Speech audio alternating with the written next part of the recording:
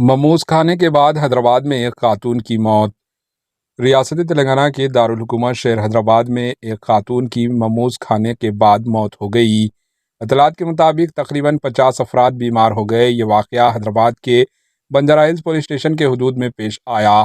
Police سے متاثرین نے شکایت کی ہے۔ ذرائع کے مطابق نندی نگر کے بستی اور گوری نگر کالونی میں جمعے کے روز تقریباً مقامی افراد نے مموز کھائے۔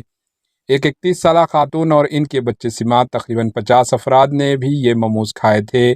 ان سب کو ہفتے کے روز کھائے وامٹنگز کی شکایت ہوئی، جس کے نتیجے میں وہ بنجارہ ہلز کے آس پاس کے مختلف اسپتال سے رجوع ہوئے۔